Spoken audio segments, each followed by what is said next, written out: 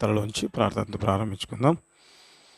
ప్రేమగలిగిన తండ్రి, కృపగలిగిన బ్రహ్మ, జీవంగలిగిన సర్వశక్తిమంతుడ, సర్వాధికారి, సమస్తమును మీ మహత్తు గల మాట చేత కలగజేసిన సర్వాధికారివి, సర్వసృష్టికర్తమైన దేవుడు, మీరే గనుక నీకు స్తోత్రం. మీరు ప్రేమించి ఇచ్చిన అమూల్యమైన సమయానికి వందనాలు. కీర్తనీయుడైన మా దేవుడు అయ్యా, మీరే గనుక నీకు స్తోత్రాలు చెల్లించుకుంటూ ప్రభా, ఈ దినం తండ్రి మాటలు అయా పంచుకోవడానికి మీరు చూపిన కృపకై వందనాలు. జుంటు తేనె ధారల కంటే అతి మధురమైన నీ మాటలు బైబిల్లో రాయబడినది. నీ వాక్యమే మమ్మల్ని బ్రతికించున్నది, మా బాధలలో మాకు నెమ్మది అనుగ్రహించున్నది అన్న రీతిగా ప్రభా, అతి శ్రేష్టమైన మాటలు, మీ మాటలు కనుక నీకు వందనాలు చెల్లించుకుంటూ తండ్రి, ఈ దినం మీరు మాట్లాడి మా జీవితాలు వెలిగింపచేయండి. నీ వాక్యం తండ్రి వెలువడినతోటిని వెలుగు కలిగినని బైబిల్లో ఉంటుంది. అనేక మంది జీవితాలు వాక్యం ఆదరించులాగున, బలపరచులాగున, అద్భుతాలు చేయలాగున మీరు కృప చూపించమని తలంపుల మీద, బిడ్డల మీద, సేవకుల మీద రక్తవృక్షం ఒక్కొక్క బిడ్డ హృదయ నేరుగా బహుస్వస్థం. నీ వాక్యం రెండంచెల వాడిగల ఖడ్గమే, ప్రాణాత్మలను కీళ్లను మూలుగల మటుకు విభజిస్తూ నీ గొప్ప కార్యాలు జరిగించి సమస్త మహిమ ఘనత ప్రభావాలు మీరు అందించమని ముందుల సమయంలో నడిపించు. యేసు నామం అడిగి ప్రార్థిస్తున్నాము తండ్రి, ఆమేన్, ఆమేన్, ఆమేన్. హల్లెలూయా. నిజంగా చాలాసార్లు మనం అనుకుంటుంటాం, ఏమని అంటే దేవుడు నిజంగా మమ్మల్ని మరిచిపోయాడేమో, లేకపోతే దేవుడు మమ్మల్ని విడిచిపెట్టాడేమో అని మనకున్న సమస్యలను బట్టి మనం అనుకుంటూ ఉంటాం. అయితే ప్రభా, నువ్వేం చెప్తావు అంటే, దేవుడు చెప్పే ఒక మాట ఎవరైనా సరే ప్రేమైన వాళ్ళైనా సాధారణంగా మరిచిపోయావు అనే మాట అనుకుంటుంటాం కదా. కానీ అయ్యా, ఒకవేళ మీ తల్లి నిన్ను మర్చిపోతుందా అంటే, లేదు లేదు, ఎందుకు మర్చిపోతుంది, ఆమె నన్ను పుట్టించుకున్న తల్లి కాబట్టి ఖచ్చితంగా నన్ను జ్ఞాపకం పెట్టుకొని ఉంటుంది అని చెప్పడం ప్రారంభిస్తారు. అందుకే ప్రభు కూడా ఏమని చెప్తున్నాడు అంటే, మన వాక్య భాగంలోంచి చూసుకుందాం. యెషయా గ్రంథము 66వ అధ్యాయము 13వ వచనాన్ని చదువుకుందాం. యెషయా గ్రంథము 66వ అధ్యాయము 13వ వచనము. ఒకని తల్లి వానిని ఆదరించినట్లు నేను మిమ్మును ఆదరించెదను, యెరూషలేములోనే మీరు ఆదరింపబడెదరు. ఇక్కడ చూసినట్లయితే ప్రభు కూడా చెప్తున్న మాట, దేవుని ప్రేమ చాలా గొప్పది. ప్రేమైన వాళ్ళ ఎంత గొప్పది అంటే అది మాటలలో వర్ణింపలేనంత గొప్ప ప్రేమ. సో అంత గొప్ప ప్రేమ ఒకవేళ మనకు అర్థం కాదు అని, లేకపోతే మనం ఆ ప్రేమ ఏ రీతిగా అగుపరచాలి, లేకపోతే ఏ రీతిగా ఎక్స్ప్రెస్ చేయాలి అని అంటే, మనకి ఏదో ఒక దాంట్లో అంటే ఈ లోకంలో మనకు తెలిసిన దాంట్లో కంపేర్ చేయడం ప్రారంభించాలి. అప్పుడు మాత్రమే మనకు అర్థం కావడం ప్రారంభిస్తుంది. కాబట్టి అనేక సార్లు మనం చెప్పేటప్పుడు దీనికంటే పెద్దది అని చెప్పడం ప్రారంభిస్తాం, అంటే వీటికంటే అది గొప్పది అని చెప్పడం ప్రారంభిస్తాం. ఎందుకు అంటే అది చూసినప్పుడు దీనికంటే, ఈ పర్వతం కంటే అది చాలా ఎత్తుగా ఉంటుంది అంటే అప్పుడు మనం అనుకుంటే ఓకే, అది చాలా గొప్పది కదా అని. సో యేసుప్రభువా, నీ ప్రేమ ఎంత గొప్పది అంటే అని అంటాడు. ఒకవేళ మనకు అర్థం కావాలని, ఒక తల్లి ఆదరించినట్లుగా నేను నిన్ను ఆదరిస్తాను అని చెప్పడం ప్రారంభిస్తాను. ఓకే, బాగుంది దేవా, నువ్వు ఏ రీతిగా చెప్పావు. ఇప్పుడు మన జీవితాల్లో నిజంగా తల్లి ఏం చేస్తుంది, మరి దేవుడు ఏ రీతిగా మరి చేయడం ప్రారంభిస్తాడు. వాక్యాన్ని చూసుకున్నట్లయితే నిజంగా మొట్టమొదటిగా తల్లి ఏం చేస్తుంది అంటే, తన కుమారులకు లేకపోతే తన కుమార్తెలకు ఏం ఉండాలని ఆశపడుతుంది అంటే, ఏ తల్లి అయినా వాళ్ళ కుమారుడు ఎదగాలి అంటే, మంచి బలము కలిగి ఉండాలి అంటే, లేకపోతే ఆరోగ్యకరంగా ఉండాలి అనేది ప్రప్రదంగా చూడడం ప్రారంభిస్తుంది ప్రేమైన వాళ్ళ. అందుకే చిన్నప్పుడు పాలిస్తుంది, తర్వాత పెరగడానికి బలమైన ఆహారం పెట్టడం ప్రారంభిస్తుంది. అంటే ఒక వ్యక్తి మంచి గ్రోత్ ఉండాలి అంటే బలమైన ఆహారం తీసుకోవడం ప్రారంభించాలి. అప్పుడు మాత్రమే ఆ వ్యక్తి బలంగా ఉంటాడు. అది కూడా మంచి ఆహారం తీసుకున్నట్లయితే ఆరోగ్యకరంగా ఉండడం ప్రారంభిస్తాడు. కాబట్టి తల్లి ఏం చేస్తుందంటే, తన కుమార్తెలకు లేకపోతే తన కుమారులకు శ్రేష్టమైన వాటిని ఇవ్వాలని ఆశపడడం ప్రారంభిస్తారు. అనేక సార్లు మనం వింటూ ఉంటాం కదా, తల్లిదండ్రులు ఒకవేళ పచ్చి ఉండేనా అంటే ఆకలితో తన కడుపులు కట్టుకొనైనా ప్రేమైన వాళ్ళరా తన కుమారులకు లేకపోతే తన కుమార్తెలకు మంచి ఆహారం ఇవ్వాలని ఎంతోమంది ప్రయత్నం చేస్తున్నట్టు మనం చూడడం ప్రారంభిస్తాం. ఎందుకంటే వారి స్తోమతకు తగ్గట్టుగా అరితిగా అంతకంటే ఎక్కువగా చేయడం ప్రారంభిస్తారు ప్రేమైన వాళ్ళ. ప్రభా, ఇప్పుడు నువ్వు అన్నావు, ఒక తల్లి ఒకరిని ఆదరించినట్లుగా నేను నిన్ను ఆదరిస్తాను. అంత మంచిగా ఆ ప్రేమతో మీరు కంపేర్ చేసుకున్నారు కదా ప్రభా, మరి నిజంగా నువ్వేం చేస్తావు? తల్లి అయితే మొట్టమొదటిగా ఇంపార్టెంట్ ఇచ్చేది మరి ఆ వ్యక్తికి ఇచ్చే ఆహారం గురించి కదా. మరి నీవు ఎటువంటి నీ పిల్లల విషయంలో మీరిచ్చే ఆహారం ఏ రీతిగా ఉంటుంది ప్రభా అని అంటే ప్రియమైన వాళ్ళరా, మనం వాక్య భాగంలోంచి చూడడం ప్రారంభిద్దాం. 147వ కీర్తన 14వ వచనం ప్రియమైన వాళ్ళరా. నీ సరిహద్దులలో సమాధానము కలగజేయువాడు ఆయనే, మంచి గోధుమలతో నిన్ను తృప్తిపరచువాడు ఆయనే. అంటే దేవా నీవిచ్చే ఆహారం ఏ రీతిగా ఉంటుంది అంటే బైబిల్ గ్రంథంలో రాయబడి ఉంటుంది. గోధుమలు నిజంగా చాలాసార్లు మరి మన నార్త్ ఇండియన్స్ చూస్తూ ఉంటాం. వాళ్ళు ఎక్కువగా ఏం చేస్తుంటారంటే గోధుమ నుంచి వచ్చిన ఆహారం తినడం ప్రారంభిస్తారు. సాధారణంగా మనం చూస్తే వాళ్ళు చాలా బలంగా ఉంటారు, ఎక్కువ బరువులు మోస్తూ ఉంటారు. కానీ వారు నిజంగా ఏం తింటారు అంటే ఎక్కువ వాళ్ళు చపాతీలు తింటారు అని చెప్పడం ప్రారంభిస్తారు. మరి నార్త్ ఇండియాకి వెళ్ళిన వాళ్ళు అంటారు, మన సౌత్ ఇండియా వాళ్ళు ఏమంటారంటే ఇక్కడ భోజనం దొరకడం చాలా కష్టం, ఎందుకంటే అక్కడ ఎక్కువగా చపాతీలే వాళ్ళు తినడం ప్రారంభిస్తారు. అంటే గోధుమలు అనేవి నిజంగా ఎంత శక్తివంతమైనవి అంటే వారు అనేకమైన బరువులు మోస్తూ ఉంటారు. కానీ ప్రభు చెప్తున్న మాట ఏమని అంటే మంచి గోధుమలతో నేను నిన్ను తృప్తిపరుస్తాను అని చెప్పడం ప్రారంభిస్తున్నాడు. ప్రేమ వాళ్ళ అయ్యా, నీ బిడ్డలకు నువ్విచ్చే ఆహారం ఏ రీతిగా ఉంటుంది అంటే దేవుడు అంటాడు మంచి గోధుమలతో నేను నిన్ను తృప్తిపరుస్తాను. అంటే నువ్వు తినే ఫుడ్ ఏ రీతిగా ఉంటుందంట, ద బెస్ట్ ఇవ్వడం ప్రారంభిస్తాడంట. అంత మాత్రమేనా, ఇంకా చూద్దాం ప్రభువా నువ్వు ఎటువంటి ఆహారాన్ని నీ బిడ్డలకు ప్రొవైడ్ చేస్తావు అని అంటే దేవుడు చెప్పడం ప్రారంభిస్తాడు. ప్రేమైన వాళ్ళరా, కీర్తనలు 78వ కీర్తన 24-25 వచనాలు చదువుకుందాం. ఆహారమునకై ఆయన వారి మీద మన్నాను కురిపించెను, ఆకాశ ధాన్యము వారికి అనుగ్రహించెను. దేవదూతల ఆహారము నరుల భుజించిరి, భోజన పదార్థములను ఆయన వారికి సమృద్ధిగా పంపెను. హల్లెలూయా. ఇక్కడ రాయబడిన మాట ఏమనంటే ఆహారమునకై వారి మీద ఆయన ఏం కురిపించాడంట, మన్నాను కురిపించి ఉన్నాడు, ఆకాశ ధాన్యమును వారికి అనుగ్రహించాడంట. అంత మాత్రమే కాదంట, దేవదూతల ఆహారము నరులు భుజించిరి, భోజన పదార్థములు ఆయన వారికి సమృద్ధిగా పంపెను అని రాయబడి ఉంటుంది. అంటే ప్రభువా నువ్వు తల్లితో పోల్చుకున్నావు బాగుంది, మరి మీరు ఇచ్చే ఆహారం ఏ రీతిగా ఉంది అంటే మొదటిగా చెబుతాడు మంచి గోధుమలు. అంత మాత్రమే నా ప్రభు అంటే ఇంకా ఏం చేస్తావు ప్రభు అంటే దేవుడు అంటాడు ఆకాశము నుంచి మన్నాను పంపించాడంట. ఆ బైబిల్ రాయబడిన మాట ఇందాక మనం చదువుకున్నాం కదా, దేవదూతల ఆహారము దేవుడు నరులకు అనుగ్రహించాడంట. అంత మాత్రమే కాకుండా శ్రేష్టమైన వాటిని ప్రియమైన వాళ్ళ 5వ వచనంలో మనం చదువుకున్నాం కదా, దేవదూతల ఆహారము నరులు భుజించిరి. ప్రభువా ఎంత శ్రేష్టమైన లేకపోతే ఎంత బలమైన ఆహారం నువ్వు ఇస్తావు అంటే దేవుడు అంటాడు ఇటువంటి ధాన్యం, మంచి ధాన్యం అంటే ఏదైతే భూలోకంలో శ్రేష్టమైన వాటితో నింపాను.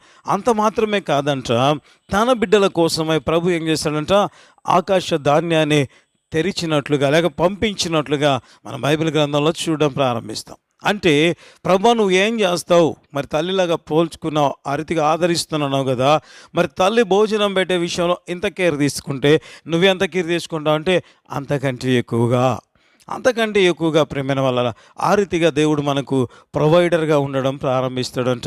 సరే దేవుడు చెప్పాడు తల్లిలా ప్రేమిస్తానని, ఇప్పుడు చూస్తే ఆదరిస్తానని, ఇప్పుడు చూస్తే భోజన విషయంలో దేవుడు నిజంగా శ్రేష్టమైన వాటిని ప్రభు మరి తన బిడ్డలకు ఇచ్చినట్లుగా మనం వాక్య భాగంలోంచి చూడడం ప్రారంభించాం.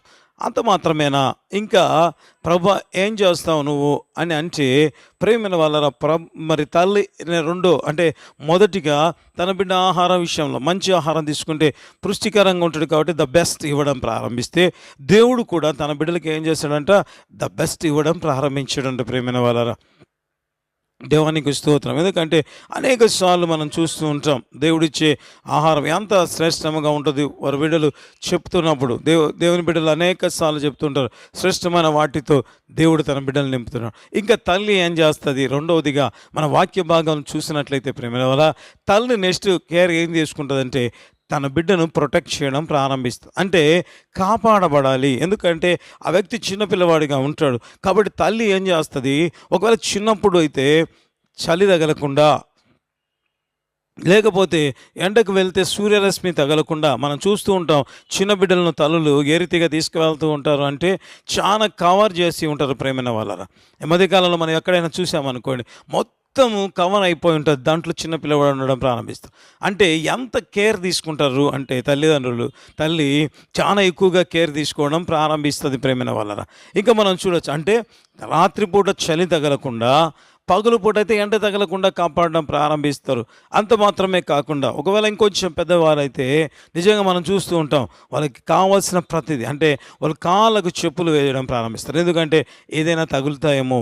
ఈ రీతిగా ప్రతి విషయంలో కూడా తల్లి ఏం చేస్తుంది అంటే ప్రొటెక్ట్ చేయడం ప్రారంభిస్తుంది. చాలాసార్లు అనుకుంటుంటాం ఏ రీతికి ఒకవేళ బుడద లేకపోతే అక్కడ జారే ప్రమాదం లేక ఇంకొకటి ఏదైనా కనబడితే తల్లి ఇమీడియట్గా ఏం చేస్తుంది, తన బిడ్డలను ఎత్తి పట్టుకోవడం ప్రారంభిస్తుంది, లేకుంటే ఎత్తుకొని పోవడం ప్రారంభిస్తుంది ప్రేమైన వాళ్ళ.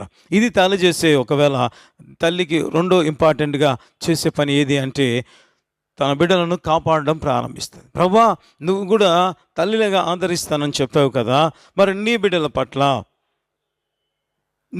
పట్ల నువ్వెంత కేర్ తీసుకుంటావు? చాలా సాధారణంగా బైబిల్లో ఉంటుంది. నిజంగా ఇలోక రీతిగా చూడొచ్చు ప్రేమ వల్ల.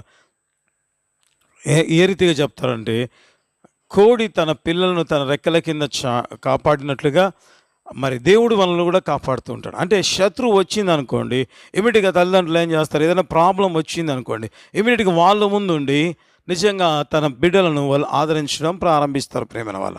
ఎందుకంటే జరిగిన ఒక సంఘటన నేను మరి న్యూస్లో చూడడం ప్రారంభించాను.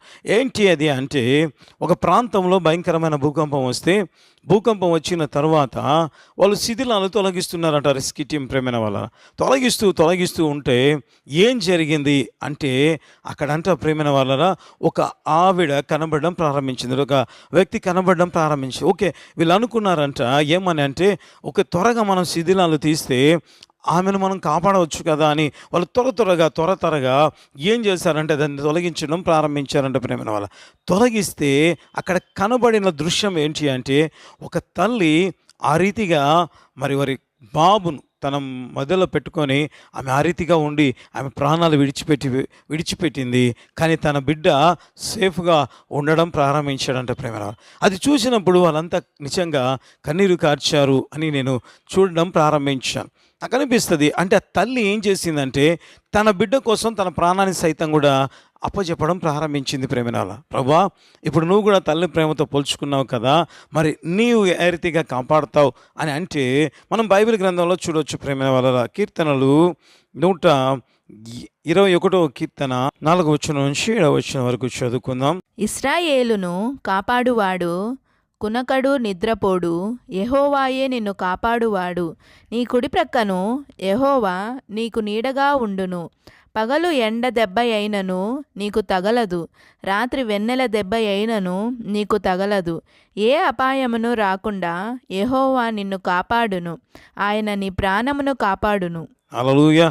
ఇక్కడ చూస్తే తల్లి అంట పగలు ఎండ దెబ్బ తగలకుండా కవర్ చేస్తే, ఇక్కడ ప్రభు అంటాడు నేను కూడా అంతే. రాత్రి వెన్నెల దెబ్బ అంటే రాత్రి వచ్చి ఆ చలిగాలి వల్ల ఆ ప్రాబ్లం కూడా తన బిడ్డకు తగలకుండా తల్లి కాపాడితే, దేవుడు కూడా అంటాడు నేను కూడా నిన్ను ఆ రీతిగా కాపాడుతున్నాను అని రాయబడి ఉంటుంది. అయితే ప్రప్రథమంగా మనం 4వ వచనం చదువుకున్నాం. అక్కడ రాయబడి ఉంటుంది ఇశ్రాయేలును కాపాడువాడు కునుకడు నిద్రపోడు. అంటే ఏమని రాయబడిందంట ప్రేమైన వాళ్ళరా, దేవా మరి తల్లి ప్రొటెక్షన్ చేసింది, నువ్వు ప్రొటెక్ట్ చేసావు అంటే దేవుడు ఎక్స్ట్రాగా, లేకపోతే ఆయన ప్రేమ ఇంకా గొప్పది కాబట్టి ప్రభు చెప్పిన మాట నిన్ను కాపాడువాడు కునుకడు నిద్రపోడు. హల్లెలూయా. దేవుడు అంట ఏం చేస్తాడు అంటే కునుకడు నిద్రపోడు అంట. అంటే ఒకవేళ తల్లి అయినా రాత్రికాల సమయంలో నిద్రపోయేటప్పుడు తన బిడ్డలను మరిచిపోవడం ప్రారంభిస్తుంది ప్రేమైన వాళ్ళరా. అయితే దేవుడు అంట అసలు నిన్ను కాపాడువాడు కునుకడు నిద్రపోడు. ఎందుకంటే జరిగిన ఒక సంఘటన ఏరే వ్యక్తులు చెప్తుండగా నేను వినడం ప్రారంభించాను. ఒక వ్యక్తి మరి ఒకవేళ పని మీద చాలా లేటుగా మరి వారి ఇంటికి రావడం ప్రారంభించాడంటే ప్రేమైన వాళ్ళ. వస్తే నిజంగా ఆ వ్యక్తి మరి కాలింగ్ బెల్ కొడుతుంటే వారి ఇంట్లో వాళ్ళు లేవడం లేదంట ప్రేమైన వాళ్ళ. ఎంతకు లేకపోతే ఆయన ఏం చేశాడంటే వారికి పక్కనున్న కిటికీలోంచి చూడడం ప్రారంభించాడంట ప్రేమైన వాళ్ళ. చూస్తే ఎందుకు ఇంతవరకు లేవడం లేదు అని చూస్తే ఒక తల్లి తన చిన్న కుమార్తెను తన పక్కలో పెట్టుకొని గాఢమైన నిద్రకి వెళ్ళిపోయిందంట. ఏమైందంట ఆ సమయంలో అంటే తన తల్లి కాలు వెళ్ళి ఆ పాప మీద పడిందంట ప్రేమైన వాళ్ళ. అంటే తల్లి పెద్దగా ఉంటుంది కదా, ఆమె కాలు ఆ పాప మీద పడితే ఆ పాప ఎక్కులు పెట్టి ఏడ్చడం ప్రారంభిస్తుందంట. అప్పుడు ఆ వ్యక్తి తర్వాత డోర్ కొట్టి లేపడం ప్రారంభించాడు. ఎందుకు నేను ఈ మాట చెప్పానంటే, తల్లి కూడా ఒకానొక సమయంలో నిద్రలో ఏం చేస్తుంది, తన బిడ్డలను మరిచిపోవడం ప్రారంభిస్తుంది, లేకపోతే కావలి కాయడం మరిచిపోతుంది. అంటే ఆమె మెలకు ఉన్నంత వరకు తన బిడ్డలను ప్రొటెక్ట్ చేస్తూనే ఉంటుంది ప్రేమైన వల్ల. అయితే నిద్రపోయే సమయంలో ఆమె తన బిడ్డలను ప్రొటెక్ట్ చేయలేని పరిస్థితిలోకి వెళ్ళిపోతుంది. అయితే దేవుడంట ఎప్పుడు కూడా నిన్ను కాపాడువాడు, కునుకడు, నిద్రపోడు. అంటే నీకు డే టైం అయినా ప్రొటెక్షనే, నైట్ టైం అయినా కూడా ప్రొటెక్షనే ప్రేమైన వాళ్ళరా. అనేక సార్లు మనం చూస్తూ ఉంటాం గొప్ప గొప్ప వ్యక్తులకు Z category, Z plus category ఆ రీతిగా బలమైన సెక్యూరిటీ పెట్టుకుంటారు ప్రేమైన వాళ్ళ, ఎందుకంటే వాళ్ళకు కాపాడబడడానికి. అయితే ప్రభువా, మరి నీ బిడ్డలకు నువ్వు ఇచ్చే ప్రొటెక్షన్ ఏ రీతిగా ఉంటుంది అంటే, నిజంగా ప్రేమైన వాళ్ళరా, ఆ సెక్యూరిటీ ఏం చేస్తుంది, చుట్టూ చూస్తూ ఉంటుంది, ఎవరైనా అటాక్ చేస్తారేమో, లేకపోతే ఈ వ్యక్తి మీద దాడి జరుగుతుందేమో అని చూస్తూ ఉంటారు ప్రేమైన వాళ్ళరా. అయితే మన ప్రొటెక్షన్ ఏ రీతిగా ఉంటుంది అంటే, నీ పాదముకు రాయి తగలకుండా నిన్ను ఎత్తి పెట్టుటకు దేవుడు ఏ ప్రొటెక్షన్ ఇచ్చాడంట, దేవదూతలకు ఆజ్ఞ ఇచ్చాడంట. అంటే మన పాదము రాయికి తగలకుండా ఎత్తి పట్టుకోవడం ప్రారంభిస్తానంట. అయ్యా, మా ప్రొటెక్షన్ ఏ రీతిగా ఉంటుంది అంటే, మన కాలుకు కూడా అంత ప్రొటెక్షన్ ఉండడం ప్రారంభిస్తుంది. ఈ సెక్యూరిటీ అంతా ఏం చేస్తుంటారంటే అటు ఇటు చూస్తూ ఉంటారు ప్రేమైన వాళ్ళ, ఈ వ్యక్తి నడుచుకుంటూ వస్తే. అయితే మనకున్న సెక్యూరిటీ అంట, లేకపోతే మనకున్న ప్రొటెక్షన్ ఏ రీతిగా ఉంటుంది అంటే, మన కాలు ఎక్కడ పడుతుంది కూడా బలమైన దేవదూతలు చూడడం ప్రారంభిస్తారంట ప్రేమైన వాళ్ళ. హల్లెలూయా. అయ్యా, నువ్వు ఎంతగా అంటే తల్లిలా చెప్పావు కదా, మరి తల్లి ఇంతగా ప్రొటెక్ట్ చేస్తుంది, నువ్వెంత ప్రొటెక్ట్ చేస్తావు అంటే, నీ కాలుకు రాయికి తగలకుండా ఎత్తి పట్టుకోవడానికి దేవదూతలకు ఆజ్ఞాపిస్తాను. అంత మాత్రమే కాదు, నిన్ను కాపాడువాడు, కునుకడు, నిద్రపోడు. తల్లి ఆయన నిద్రపోయే సమయంలో మరిచిపోతుందేమో కానీ నేను నిన్ను మరిచిపోను అని చెప్పడం ప్రారంభించాడు ప్రేమిన వాళ్ళ. హల్లెలూయా.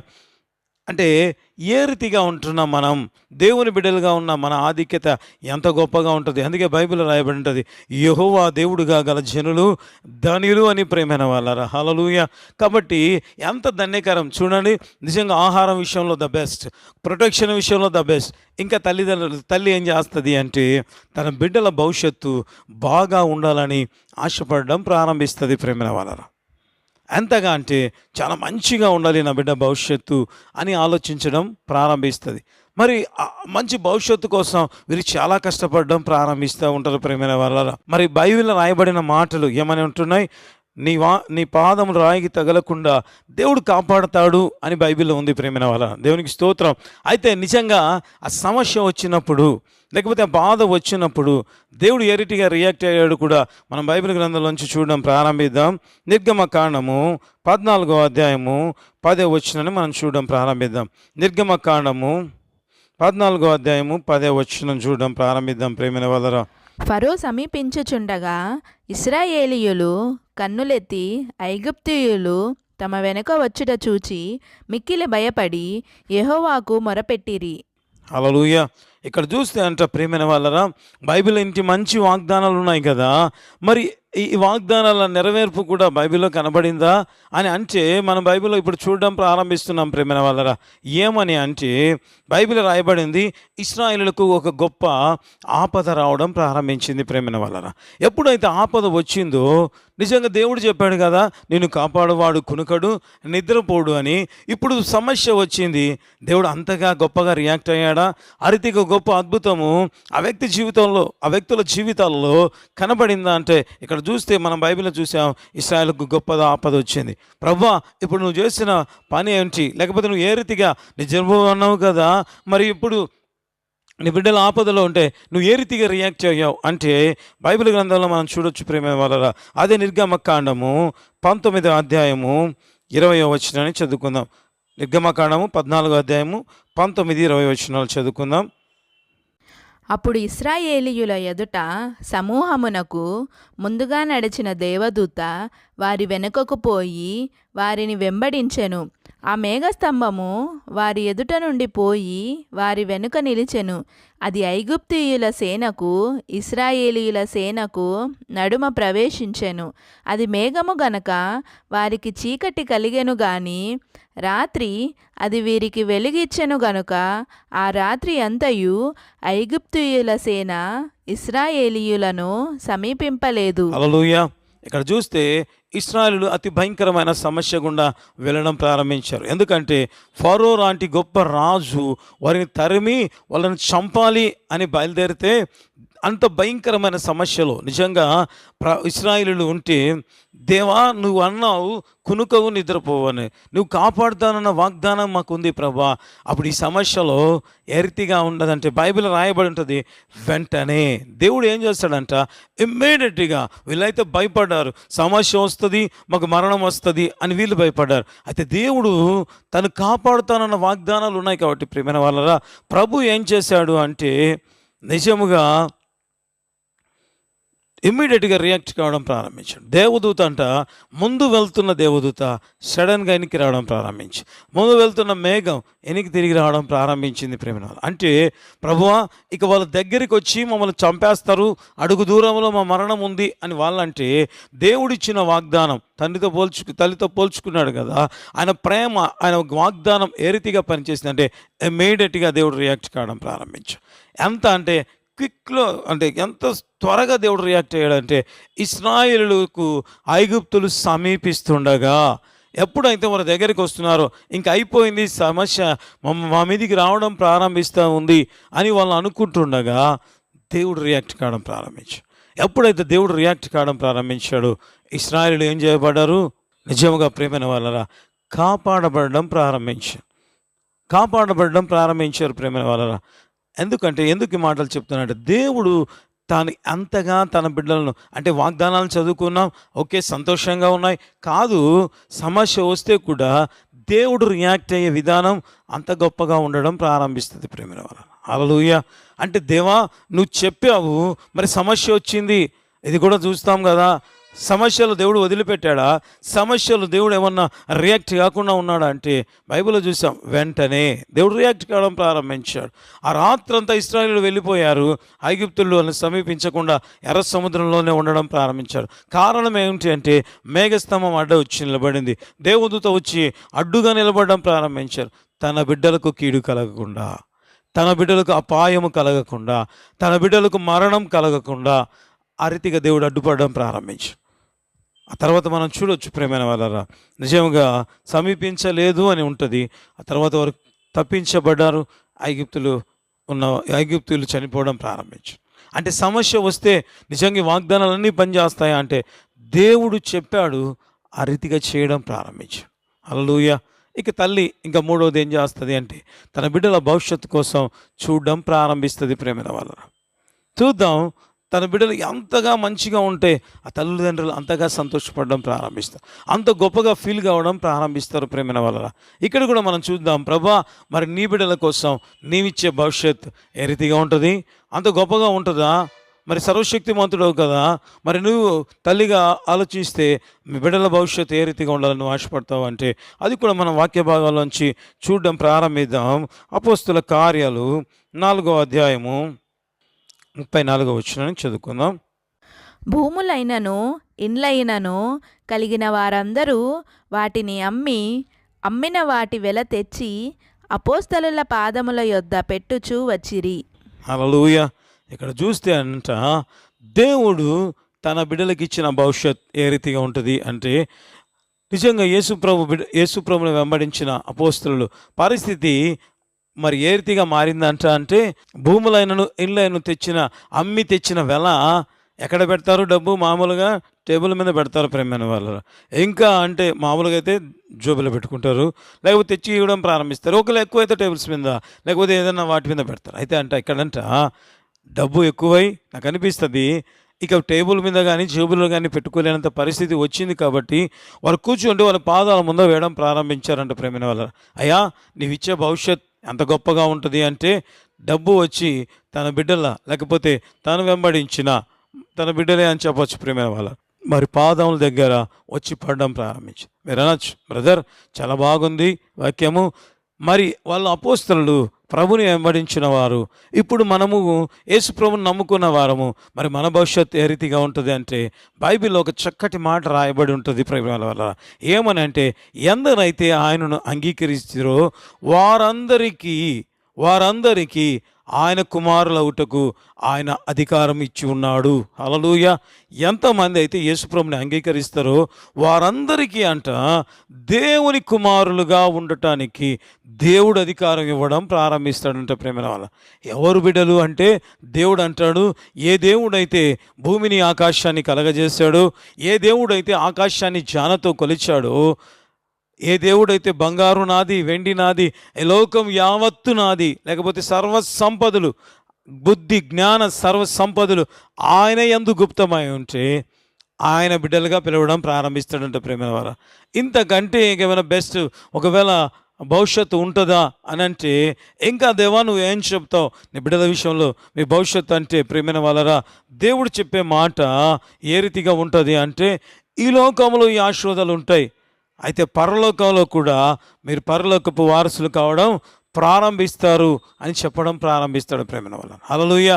అయ్యా, తల్లిదండ్రులు మంచి ఉన్నతమైన భవిష్యత్తు ఇస్తారు, లేకపోతే చదివించి ఐఐటీలోనో లేకపోతే అమెరికాకు ఏ రీతిగా పంపించి వారికి ఉన్న స్తోమతను బట్టి ఇంత గొప్పగా చేస్తే, మరి నీ బిడ్డలకు నువ్విచ్చే భవిష్యత్తు అంటే దేవుడు అంటాడు అమెరికాకు వెళ్తే ఇంత అమౌంట్ వస్తుంది, అయితే ఇక్కడ అంటే అపోస్తుల పాదాల దగ్గర డబ్బులు తెచ్చి పెట్టడం ప్రారంభించారు. ఈ లోక రీతిగా ఆశీర్వాదం ప్రేమైన వాళ్ళరా. ఒకవేళ ఇంకా ఈ లోకంలో మనం ఏ రీతిగా ఉంటామంటే కేవలము నిజముగా ఎవరము మనము అంటే ప్రేమైన వాళ్ళరా, ఈ లోకములు మనం యాత్రికులం అంటే కొద్ది రోజులు మాత్రమే ఉండేవారం. అయితే శాశ్వతమైన లోకం అంటూ ఏదైనా ఉందా అంటే అది పరలోకం ప్రేమైన వాళ్ళరా. ఆ పరలోకానికి వారసులుగా చేయడం ప్రారంభిస్తాడు. హల్లెలూయా. ఎంత గొప్ప భవిష్యత్తు అంటే నిత్యము ఉండే దానిలో వారసులు కావడం ప్రారంభిస్తాం. ఎవరైనా పెద్ద కోటీశ్వరునికి తర్వాత పుట్టిన వారిని గురించి ఏం చెప్తారు? వారసుడు, ఆ వ్యక్తి ఆస్తికి వారసుడు వచ్చాడని చెప్పడం ప్రారంభిస్తారు. అయితే పరలోక రాజ్యమే దేవుంది, ఆ రాజ్యానికి వారసులుగా నిన్ను నన్ను చేయడం ప్రారంభిస్తాం. ఇంతకంటే గొప్ప భవిష్యత్తు ఏమైనా ఉంటుందా అంటే ఏమీ ఉండదు ప్రేమైన వాళ్ళరా. హల్లెలూయా. అంటే దేవా నువ్వు తల్లిగా ఆదరిస్తావు అని నువ్వు అన్నావు కదా, ఏ రీతిగా అంటే భోజన విషయాల్లో దేవుడు అద్భుతం చేయడం ప్రారంభిస్తాడు. అంటే ఆ దాంట్లో అద్భుతం చేస్తాడు. అంత మాత్రమేనా అంటే ప్రొటెక్షన్ విషయంలో దేవుడు తన కాపుదల ఎంత గొప్పగా ఉంటుందంటే అంత గొప్పగా ఉంటుంది. అయ్యా భవిష్యత్ విషయంలో అంటే ద బెస్ట్ ఇవ్వడం ప్రారంభిస్తాడు. హల్లెలూయా. ఇటు కృప దేవుడు మనకి ఇచ్చి ఉంటుండగా సంతోషపడదాం, నిజంగా ఆనందపడడం ప్రారంభిస్తాం.